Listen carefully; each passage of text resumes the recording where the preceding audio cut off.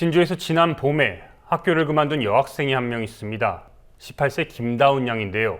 다운 양은 여러분의 학교에 배움이 있습니까? 라는 대자보를 들고 한국 교육의 정면으로 맞서는 1인 시위를 했습니다.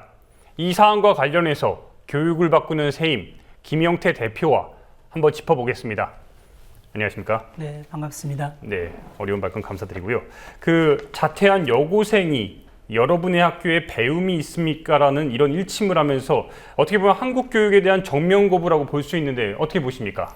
예, 그만큼 많은 사람들이 김다운 양의 아주 용기 있는 행동에 공감한다는 뜻으로 읽힙니다. 마치 동화로 비유하면 발가벗은 임금님이라고 외친 셈입니다. 지금 말씀 중에 발가벗은 임금님이라고 지금 이야기했는데 이 표현이 굉장히 지금 한국 교육의 어떻게 보면 현실을 적나라하게 좀 드러내는 것 같습니다. 어떻게 보면 이렇게 지금 직접적으로 여고생이 문제 제기를 한 게 요 근래에서는 처음으로 알고 있는데 다시 한번 그 설명 좀 부탁드리겠습니다. 예, 지난 20일 밤 9시에 방송되는 여기 국민라디오 김영태의 행복한 교육세상에서도 김다운 양의 살해하고 학교 밖 청소년 문제 한번 짚어드렸는데 다시 요약해드리면 여러분의 학교엔 진정 배움이 있습니까? 학생은 공부하는 기계가 아니다. 이 말은 다니던 진주여고를 자퇴한 김다운 양이 1인 시위를 하면서 들고 있었던 손 팻말입니다. 그는 경쟁만 남은 배움이 없는 학교에 있을 수 없어서 학교를 뛰쳐나왔다. 그리고 자신의 페이스북에 사진과 함께 왜 자퇴하게 됐는지 1인 시위하게 된 경위에 대해서 올렸습니다.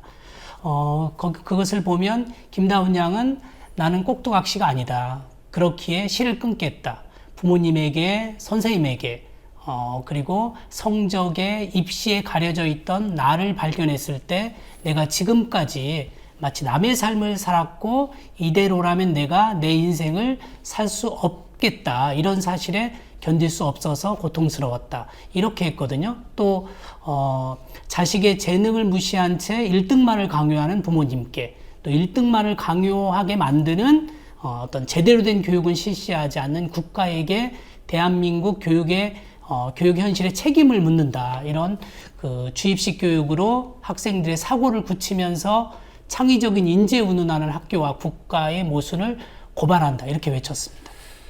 네, 저도 개인적으로 김다운 양을 인터뷰를 직접 했었는데 예. 일단은 당시에도 용기 있는 그 행동에 대해서 굉장히 여러 질문을 했던 기억이 납니다. 그러면서 이제 이런 행동에 대해서 저도 우리 한국 교육을 거친 사람으로서 좀 미안함과 그다음에 부끄러움을 느꼈는데 어떻게 보십니까? 예, 그래서 많은 사람들이 김다운 양에게 박수를 보내면서도 진행자께서 말씀하신 것처럼 동시에 미안함을 지금 표시하고 있습니다. 네, 그 미안함에 지금 우리가 방점을 좀 찍어야 될 것 같은데 다운 양의 이런 행동에 대해서 17년, 교사 생활 17년인 어떤 선생님이 이런 말을 했습니다. 자퇴한 다운 양이 제 스승입니다. 그러면서 다운 양에게 편지를 보냈다고 하던데요. 어떤 내용입니까? 예, 그렇습니다. 서부원 선생님이 오마이뉴스에 편지글을 올렸는데요. 서 선생님은 글에서 이렇게 시작하고 있습니다. 김다운 양을 응원하기 위해서 자판 앞에 앉았는데 지지와 격려의 글을 보내자니 저 스스로 한없이 부끄러워집니다. 고등학교에서 다운 양 또래인 고2 학생들을 가르치는 교사로서 주범은 아닐지언정 다운 양을 학교에서 내몬, 적어도 공범이 될 테니까요. 정말 미안합니다. 친구들과 즐겁게 공부하며 마음껏 꿈과 끼를 펼쳐야 할 학교가 고작 이 정도밖에 안 돼서 매일 아침 고개를 떨군 채 퀭한 눈으로 교무를 들어서는 아이들의 모습을 보면 제가 교사인지 간수인지 헷갈립니다. 이제 그마저 무덤덤해졌지만 여하튼 줄줄이 통학버스에서 내려오는 아이들을 보면 흡사 공장의 컨테이너 벨트가 돌아가는 모습 같기도 합니다. 이렇게 적고 있습니다. 네, 공범이라는 말과 교사인지 간수인지 헷갈린다는 말이 참 아프고 안타까운데요. 근데 이 말인즉 그러니까 학교가 교도소와 같다는 건데 이거는 어떻게 보면은 예전에 저도 마찬가지고 지금 대표님도 마찬가지고 예전의 모습과 전혀 달라지지 않았다는 걸로 볼 수 있는 거죠. 예, 서 선생님이 다운 양이 손으로 눌러 쓴 대자보, 손 팻말을 몇 번이고 반복해서 읽었다고 합니다. 뭐라고 표현하였냐면 그 글 속에 다운 양을 가리키는 나를 교사인 나로 이렇게 바꿔 읽어도 전혀 어색하지 않았습니다. 학생과 교사라는 입장만 서로 다를 뿐 머리와 가슴을 옥죄고 있는 똑같은 고민이기 때문입니다. 배움이 없는 학교에서 다운 양의 말대로 학생들이 꼭두각시라면 교사 역시 그저 영혼 없는 밥벌이일 뿐입니다. 라고 그 선생님 입장에서 아주 뜨겁게 공감하고 있습니다. 이 때문이니까 그 서보은 선생님이 수업 시간에 그 큰 대자보를 직접 들고서 있는 이런 다운 양의 그런 모습을 학생들에게 보여줬다고 하던데요. 예, 그 아이들에게 보여주면서 심지어 한 아이에게 큰 소리를 한번 읽어봐라 이렇게 했다고 합니다. 그랬더니 다들 그 놀라워하면서 동갑내기잖아요. 동갑내기 네. 여학생이 남긴 그 자퇴의 변에 하나같이 고개를 끄덕이면서 공감했다고 합니다. 그러나 이 자퇴라는 이거에 대해서는 100% 공감하진 않았다고 하던데. 예, 아무래도 자퇴라는 선택에 대해서는 의견이 분분했다고 합니다. 그 한 아이는 모르긴 해도 성적이 뛰어나거나 유학을 갈 정도니까 뭐 집이 부유하니까 뭐 믿는 구석이 있으니까 자퇴하는 거 아니냐. 뭐 이런 반응도 있었다고 하고요. 또 다른 아이는 그 자퇴라고 하는 건 여전히 우리 사회에서 주홍 글씨 같은 것이다. 그런 낙인 찍는 것이다. 아무 대책 없이 학교를 벗어나는 것은 위험하지 않느냐. 또 이런 반응도 있었다고 하네요. 그러니까 아이들의 마음이, 학생들의 마음이 교실에서는 뭐 반반이라고 어떻게 볼 수 있는 건데 이 부분은 어떻게 보십니까? 그러니까 서 선생님은 그 현실에 절망하고 분노할지언정 선뜻 학교 울타리를 벗어나지 못하는 그 아이들에게 다운 양은 여전히 낯선 존재라면서 그러나 다운 양의 그 자퇴 이슈는 1년 그 365일 학교, 집, 학원 이렇게 그 다람쥐 쳇바퀴 돌듯 순례하는 아이들에게 어떤 그 평온한 일상에 잔잔한 파문을 일으키고 있다 이렇게 했고요. 자퇴가 연쇄적으로 일어날 것 같지는 않지만 공부를 잘하고 못하고를 떠나서 최근 학교의 존재 이유를 묻는 아이들이 늘었다 이렇게 말하고 있습니다.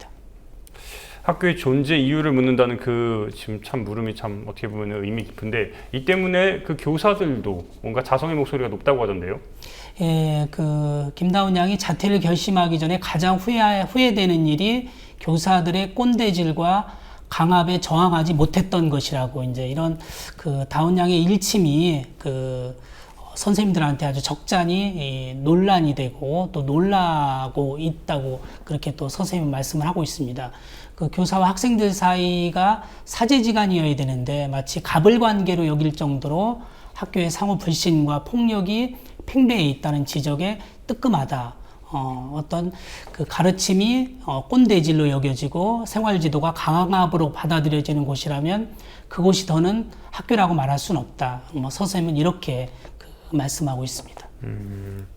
그런데 이 서보은 선생님께서 마지막에도 이 사죄하는 내용으로 글을 맺어주셨다고 하던데 어떤 네, 내용입니까? 그렇습니다.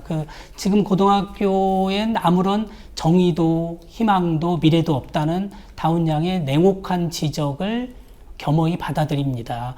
무릇 교육이란 정의가 강물처럼 흐르는 미래를 꿈꾸고 함께 희망을 노래하는 것일진데 그 머리로만 가르치려고 했을 뿐 가슴으로 다가서지 못한 그 점을 거듭 사죄합니다. 끝으로 망망대해에 떠있는 조각배처럼 외롭고 힘들겠지만 그 당당한 삶을 통해서 부디 보란듯이 행복하길 기원합니다. 저 역시 다운 양에게 자퇴한 것이 후회되도록 그 학교 안 아이들에게 배움이 있는 학교 그리고 정답이 있는 삶을 살도록 최선을 다해 가르치겠습니다. 적어도 더는 비루한 교사는 되지 않겠습니다.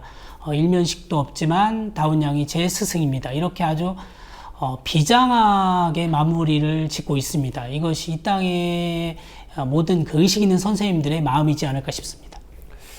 그 의식 있는 선생님들이 요즘에 점점 자리를 잃어가는 모습이 보이는데 어떻게 그 이유가 어떻게 보십니까? 어떻게 보면 이 사교육의 열풍과도 좀 맞물렸다고 볼 수 있는데 그 부분도 한번 짚어주시죠. 네, 지금 그 한국 교육이 얼마나 그 힘든지 다들 선생님은 선생님대로 또 아이들은 아이들대로 또 학부모는 학부모대로 다 힘들다고 하잖아요. 한국 교육이 얼마나 힘든지 어떤 얘기가 있냐면요. 아주 전지전능한 하나님이 내려와도 지금 당장 고치기 어려울 것이다. 또 어떤 얘기가 있냐면 한국 교육을 치유하는 것은 100km 이상의 고속 주행하고 있는 자동차를 정지하지 않고 주행 상태에서 고치라고 하는 거와 똑같다. 이 정도로 그 한국 교육이 좀 얽히고 설켜서 단번에 풀기 어려운 점은 있습니다. 그러나 이럴 때일수록 기본으로 돌아가면 된다고 생각합니다. 한국 교육이 이 정도로 지금 중병인 것은요, 그 교육 논리가 작동되어야 되는데 교육 논리가 아닌, 다시 말하면 정치 논리, 그동안은 뭐 경제 논리, 경쟁 논리, 이념 논리, 어떤 진영 논리 등이 작동했기 때문이라고 봅니다. 끝으로 한 가지만 더 짚어보겠습니다. 이 때문에 우리나라의 이런 교육 문제에 대해서 뭔가 다시 한번 해결책이 요구되고 있는 상황이고, 국가교육위원회가 설치가 간절하다고 하던데 이 내용 한번 짚어주시면서 마무리해 주시죠. 그래서 교육계가 지금 간절히 요구하는 소원 제 첫 번째가 사실 국가교육위원회입니다.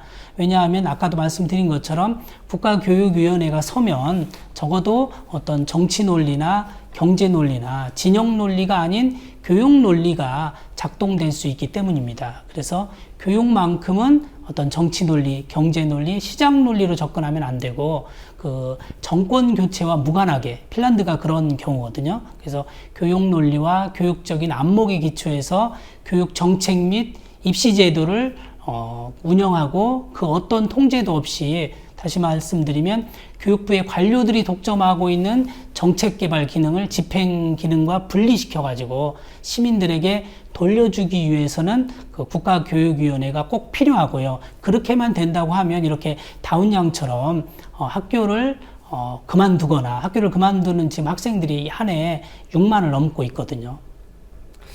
결국에는 그 교육이 일관성을 가져야 되는데 계속해서 정권이 바뀔 때마다 교육 정책도 바뀌는 게 아쉬운 부분이 있습니다. 네, 오늘 말씀 감사합니다. 네, 고맙습니다. 고맙습니다.